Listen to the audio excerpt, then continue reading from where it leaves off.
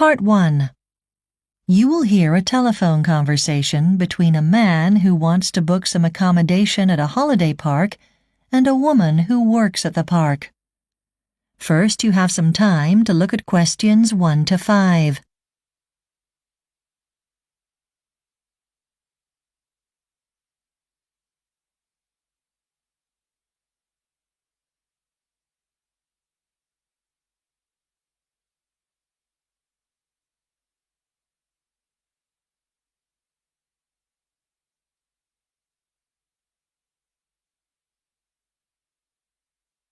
Now listen carefully and answer questions 1 to 5.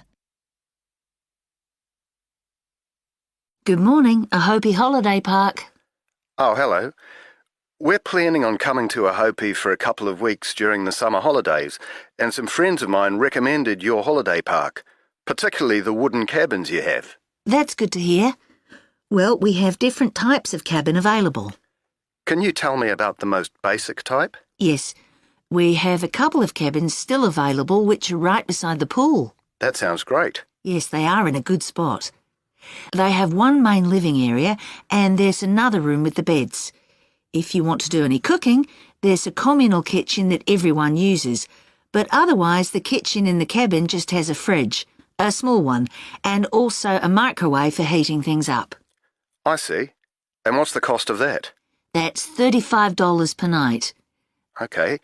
And what other types of cabin do you have? Right, we have our standard cabins.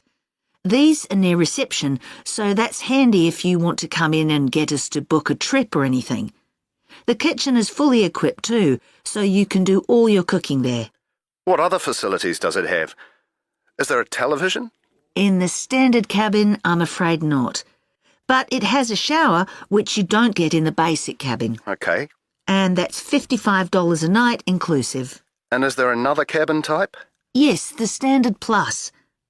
All of these cabins are directly opposite the lake, and they all come with a private spa as well. Sounds good.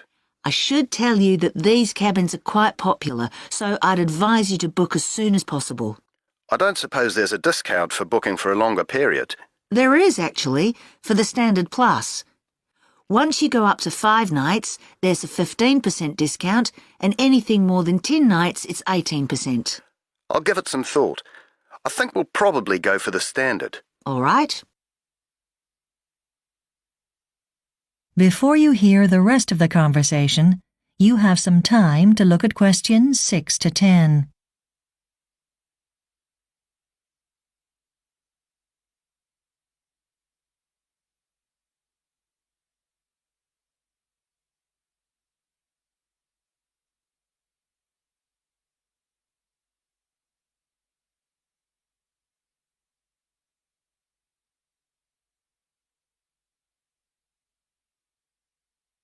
Now listen and answer questions 6 to 10. So for children, what kind of activities can they do at the holiday park? Do you have a trampoline or anything? No, but a lot of the kids who come here do tennis. It costs nothing to use our court, and they can come borrow the rackets from us as long as they bring them back, of course. Great. My kids would be into that. And we're planning to bring our boat with us and get out on the water. Is it possible for an afternoon or something to hire some equipment? We're hoping to go fishing, but we don't have our own stuff. Yes, for a small charge we can let you have some equipment. Fantastic. Is there anything else for kids to do in the Ahopi area? Well, on Saturday or Sunday, you might like to go to the farm. It's only a short drive from the holiday park. You can go riding there and see how everything works. It's quite a popular thing to do. Okay, I'll just make a note of that. Actually, one thing I would recommend, depending on whether your children don't mind a late night. I'm sure they wouldn't. Well, it's a guided tour, $20 for a family, every evening, and you go along with the guide into the forest.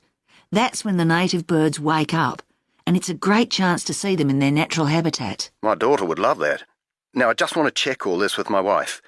Will you still be there in 30 minutes? No, I'm going on my lunch break, but I'll pass your details on to someone else who can confirm your reservation. Her name's Arataki. That's Arataki. T-A-K-I. All right. Thank you. You're welcome. That is the end of Part 1. You now have 1 minute to check your answers to Part 1.